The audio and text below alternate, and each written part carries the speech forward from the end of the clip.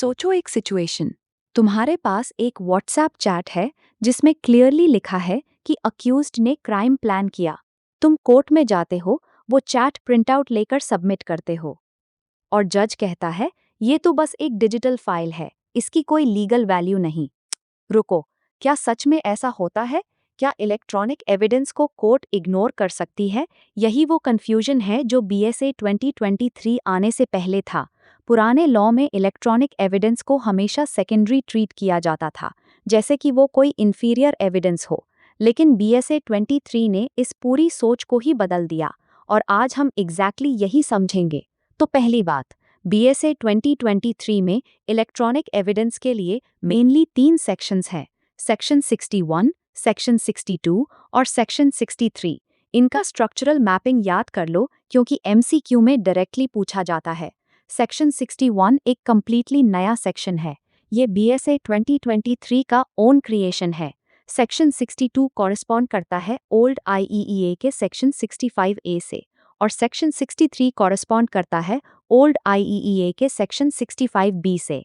ये मैपिंग तुम्हारे एग्जाम में बहुत काम आएगी। अब सेक्शन 61, ये सेक्शन एक फाउंडेशनल डिक्लेरेशन देता है। कोर्ट्स इलेक्ट्रॉनिक या डिजिटल रिकॉर्ड्स की एडमिसिबिलिटी को सिर्फ इस ग्राउंड पर डिनाई नहीं कर सकती कि वो इलेक्ट्रॉनिक फॉर्मेट में हैं। मतलब एक व्हाट्सएप स्क्रीनशॉट और एक साइंड पेपर लेटर दोनों की सेम लीगल इफेक्ट है, सेम वैलिडिटी है, सेम एनफोर्सेबिलिटी है। कोर्ट को दोनों को इक्वली ट्रीट करना होगा। अब यहाँ एक क्लासिक एमसीक्यू ट्रैप है। एग्जामिनर पूछेगा, क्या इलेक्ट्रॉनिक एविडेंस को कॉरोबोरेशन चाहिए क्योंकि इसकी एविडेंशरी वैल्यू लेसर होती है? और बहुत स्टूडेंट्स यस बोल देते हैं। आंसर है एब्सोल्युटली नॉट। सेक्शन 61 इस पूरी ओल्ड बायस को खत्म कर देता है। Absolute parity, zero discrimination. और ये और इंटरेस्टिंग हो जाता है जब तुम सेक्शन 57 देखते हो। इलेक्ट्रॉनिक और डिजिटल रिकॉर्ड्स को डॉक्यूमेंट की डेफिनेशन में अब्जॉर्ब किया गया है। इसका मतलब सर्टेन सिचुएशंस में इलेक्ट्रॉनिक एविडेंस प्राइमरी एविडेंस भी बन सकता है। प्राइमरी एविडेंस वो जो सबसे स्ट्रॉन्ग होती है। और इसी और इंटरेस्टिंग हो तो अगली बार कोई बोले कि डिजिटल एविडेंस वीक होती है, तुम्हें पता है क्या जवाब देना है। अब सेक्शन 62, ये एक सिंपल बट इम्पॉर्टेंट सेक्शन है। ये बेसिकली एक गेटवे की तरह का तमाशा करता है। ये कहता है कि अगर तुम किसी इलेक्ट्रॉनिक रिकॉर्ड के कंटेंट्स प्रूव करना चाहते हो तो general rules of evidence follow नहीं होंगे। तुम्हें स्ट्रिक्टली सेक्शन 63 की स्पेशल प्रोसीजर फॉलो करनी होगी। बस इतना ही। सेक्शन 62 खुद कोई प्रोसीजर नहीं देता, वो तुम्हें सेक्शन 63 की तरफ डायरेक्ट कर देता है। तो असली गेम सेक्शन 63 में है और सेक्शन 63 इतना इम्पॉर्टेंट है कि एग्जाम में इलेक्ट्रॉनिक एविडेंस से रिलेटेड जितने भी टफ क्वेश्चंस आते हैं उनका ईसी परसेंट सेक्शन 63 से ही आता है। तो अब ध्यान से सुनो। सेक्शन 63 की पहली कॉन्सेप्ट है कंप्यूटर आउटपुट। जब भी कोई इन्फॉर्मेशन किसी कंप्यूटर या कम्युनिकेशन डिवाइस जैसे मोबाइल फ़ोन से प्रोसेस होती है तो वो कंप्यूटर आउटपुट बन जाती है। ये आउटपुट 3 फॉर्म्स में हो सकती है। पहला, पेपर पर प्रिंट हो। दूसरा, ऑप्टिकल मीडिया जैसे सीडी में, या मैग्नेटिक मीडिया जैसे कैसेट टेप में, या सेमीकंडक्टर मेमोरी जैसे पेन ड्राइव में स्टोर हो। और जब ये तीनों में से कोई भी कंडीशन पूरी हो जाती है तो एक लीगल फिक्शन ऑपरेट होती है। वो output legally deemed to be a document बन जाती है और ओरिजिनल डिवाइस को कोर्ट में लाने की ज़रूरत नहीं रहती। अब सेक्शन 63 सब सेक्शन 2, ये वो सेक्शन है जहाँ 4 गोल्डन कंडीशंस है और ये 4 कंडीशंस तुम्हें एग्जैक्टली याद होनी चाहिए क्योंकि एग्जामिनर इन्हें ट्विस्ट करके पूछता है। पहली कंडीशन, रेगुलर यूज़ और लॉफुल कंट्रोल। जो डिवाइस यूज़ हुई है वो रेगुलरली किसी लॉफुल एक्टिविटी के लिए यूज़ होती रही हो और उस पर किसी ऐसे पर्सन का कंट्रोल हो जो लीगली उसे यूज़ करने का अधिकार रखता हो। एग्जाम्पल सोचो, एक बैंक का सेंट्रल सर्वर जो डेली कस्टमर ट्रांजैक्शंस रिकॉर्ड करता है। वो सर्वर रेगुलरली काम कर रहा है, बैंक के ऑथराइज्ड एम्प्लॉयज़ के कंट्रोल में है। परफेक्ट। दूसरी कंडीशन, ऑर्डिनरी कोर्स फीड। जो इन्फॉर्मेशन उस डिवाइस में है वो ऑर्डिनरीली उस डिवाइस में फीड की जाती रही हो उन्हीं एक्टिविटीज़ के कोर्स में।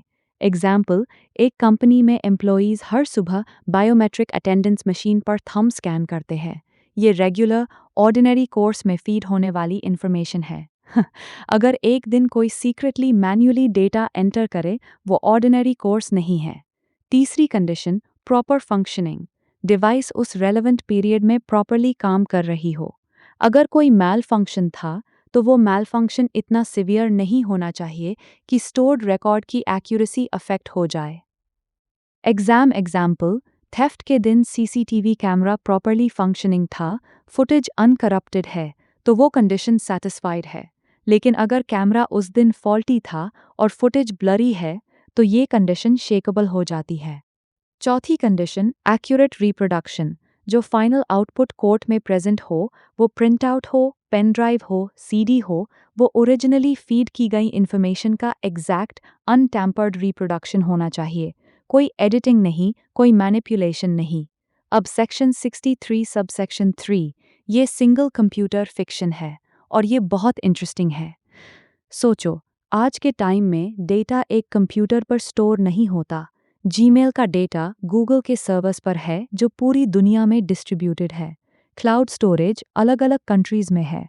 तो कोर्ट कहे कि हमें हर सिंगल सर्वर का सर्टिफिकेट चाहिए, तो प्रैक्टिकली इम्पॉसिबल हो जाएगा। सेक्शन 63 सबसेक्शन 3 इसका सल्यूशन देता है।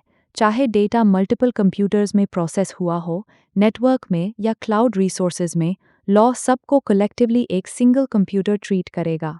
So an email sitting on Google's distributed servers across multiple countries, legally वो एक सिंगल कंप्यूटर से आई है। Brilliant fiction। अब सेक्शन 63 सबसेक्शन 4, मैंडेटोरी सर्टिफिकेट। यही सबसे ज़्यादा एग्जाम में आता है। इसे कंडीशन प्रीसेडेंट कहते हैं। मतलब ये पहले होना ही चाहिए, तभी इलेक्ट्रॉनिक रिकॉर्ड एडमिसिबल होगा।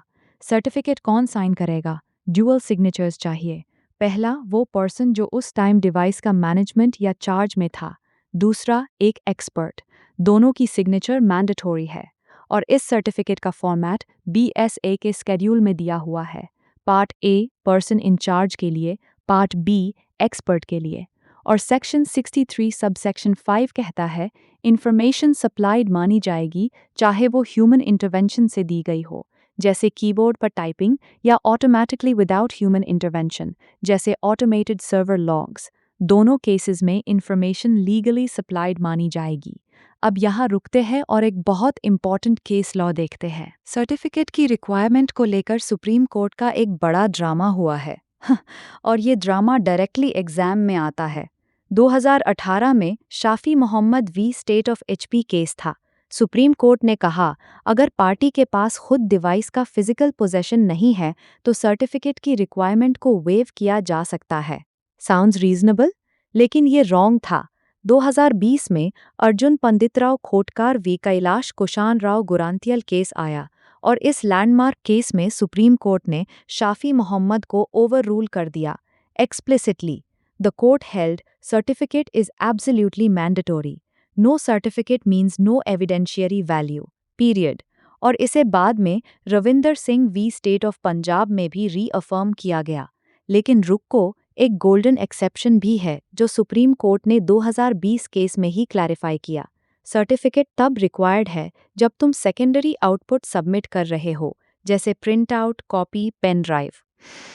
लेकिन अगर ओरिजिनल डिवाइस खुद कोर्ट में फिजिकली प्रेजेंट है, मतलब प्राइमरी एविडेंस, तो सर्टिफिकेट की ज़रूरत नहीं, क्योंकि डिवाइस खुद वहाँ है, ऑथेंटिकेट करने की ज़रूरत नहीं। MCQ पैटर्न याद करो। Certificate under Section 63 subsection 4 is required when, answer, when secondary output copy is submitted, not when original device is produced. अब Section 64, ये notice to produce के बारे में है। जनरल रूल ये है, अगर तुम्हें किसी डॉक्यूमेंट की सेकेंडरी एविडेंस सबमिट करनी है और ओरिजिनल एडवर्स पार्टी के पास है, तो पहले उन्हें फॉर्मल नोटिस टू प्रोड्यूस देना होगा। लेकिन सेक्शन 64 के प्रोविज़ो में एग्जैक्टली 6 एक्सेप्शंस हैं जहां ये नोटिस देना ज़रूरी नहीं। एग्जामिनर्स बहुत लव करते हैं इन 6 को, ध्यान से याद करो। पहला, जब डॉक्यूमेंट इटसेल्फ एक नोटिस हो। एग्जाम्पल, तुम किसी को लीगल नोटिस टू वेकेट भेजते हो, उस नोटिस को प्रूव करने के लिए तुम्हें उस नोटिस की प्रोड्यूस का नोटिस नहीं देना, क्योंकि वो डॉक्यूमेंट खुद एक नोटिस है। दूसरा, nature of the case. Adverse party already जानती है केस की नेचर से कि वो डॉक्यूमेंट प्रोड्यूस करना पड़ेगा। जब केस ही उस डॉक्यूमेंट के बारे में है तो नोटिस सेपरेटली देने की ज़रूरत नहीं। तीसरा, फ्रॉड या फोर्स। एडवर्स पार्टी ने ओरिजिनल डॉक्यूमेंट फ्रॉड से या कोर्जन से ऑब्टेन किया हो, जो खुद फ्रॉड करे उसे नोटिस की प्रोटेक्शन नहीं मिलेगी। चौथा, original is in court. Adverse party या उनका एजेंट ओरिजिनल डॉक्यूमेंट लेकर कोर्टरूम में फिजिकली प्रेजेंट है। डॉक्यूमेंट वही है, नोटिस की क्या ज़रूरत। पांचवा, लॉस एडमिटेड। एडवर्स पार्टी ने फॉर्मली एडमिट कर लिया है कि ओरिजिनल डॉक्यूमेंट लॉस्ट हो गया है। जब वो खुद मान रहे हैं तो नोटिस देने का कोई पॉइंट नहीं। छठा, आउट ऑफ रीच। जिस पर्सन के पास डॉक्यूमेंट है वो लीगली कोर्ट की जुरिस्डिक्शन से बाहर है, कोर्ट उन तक रीच नहीं कर सकती, तो नोटिस देना प्रैक्टिकली इम्पॉसिबल है। MCQ hack. एग्जामिनर एक सिनारियो देगा और पूछेगा, क्या यहाँ नोटिस देना ज़रूरी है? अगर सिनारियो इन 6 में से किसी में फिट होता है, आंसर है नो नोटिस रिक्वायर्ड। अब लास्ट, सेक्शन 65 और सेक्शन 66। सेक्शन 65 फिजिकल सिग्नेचर्स के बारे में है। रूल सिंपल है। अगर तुम अलेज करते हो कि कोई डॉक्यूमेंट पर्सन बी ने लिखा या साइन किया, तो बर्डन ऑफ प्रूफ तुम पर है। तुम्हें प्रूव करना होगा कि वो हैंड राइटिंग या सिग्नेचर पर्सन बी की ही है। इसे कैसे प्रूव करते हैं? 3 वेज हैं। पहला, हैंड राइटिंग कंपैरिजन। दूसरा, अटेस्टिंग विटनेस को कॉल करो जो साइन होते टाइम वहाँ था। तीसरा, हैंड राइटिंग एक्सपर्ट की ओपिनियन लो। ये तीनों मैकेनिज्म्स तुम्हें याद रहने चाहिए क्योंकि एमसीक्यू में पूछा जाता है, under which provision is handwriting comparison done? Section 65। Section 66 exactly same rule को इलेक्ट्रॉनिक डोमेन में अप्लाई करता है। अगर किसी डॉक्यूमेंट पर इलेक्ट्रॉनिक सिग्नेचर है तो ये प्रूव करना होगा कि वो इलेक्ट्रॉनिक सिग्नेचर उसी स्पेसिफिक सब्सक्राइबर की है। बर्डन ऑफ प्रूफ वही रहता है, मेथड डिजिटल होती है। अब पूरे चैप्टर को एक बार कनेक्ट करते हैं। सेक्शन 61 ने इक्वालिटी दी, इलेक्ट्रॉनिक एविडेंस और पेपर एविडेंस इक्वल है। सेक्शन 62 ने डायरेक्शन दिया, इलेक्ट्रॉनिक एविडेंस प्रूव करना हो तो सेक्शन 63 फॉलो करो। सेक्शन 63 ने प्रोसीजर दी, 4 कंडीशंस, सिंगल कंप्यूटर फिक्शन और मैंडेटरी सर्टिफिकेट। सेक्शन 64 ने नोटिस टू प्रोड्यूस के 6 एक्सेप्शंस दिए। सेक्शन 65 और 66 ने सिग्नेचर्स, फिजिकल और इलेक्ट्रॉनिक के प्रूफ की मैकेनिज्म दी। एक लास्ट इंपॉर्टेंट पैटर्न, एग्जाम में ऐसा क्वेश्चन आ सकता है, A submits a printout of CCTV footage as evidence. The certificate under Section 63, subsection 4 is missing. What happens? Answer: the printout has no evidentiary value. Court cannot admit it. Certificate is condition precedent, non-negotiable. Ya फिर, data was processed across 3 servers in different states. Under BSA, how many computers will this be treated as? Answer: 1. Section 63, subsection 3, single computer fiction. Yeah, the original mobile phone on which the WhatsApp chat exists is produced in court. Is certificate required? Answer: no. Certificate is required only for secondary output. Original device equals primary evidence equals no certificate needed. ये तीनों patterns classic exam traps हैं, और अब तुम इन्हें recognize कर सकते हो। Electronic evidence का ये chapter BSA 2023 का सबसे practically relevant और exam में सबसे frequently tested chapter है। Section 63 के 4 conditions और certificate requirement, इन्हें exactly याद रखो। Shafi Muhammad overruled by Arjun Panditrao ये case law pair याद रखो। Section 64 के 6 exceptions याद रखो। और हाँ, अगली बार कोई WhatsApp chat printout कोर्ट में सबमिट करे बिना सर्टिफिकेट के अब तुम्हें एग्जैक्टली पता है क्या होगा।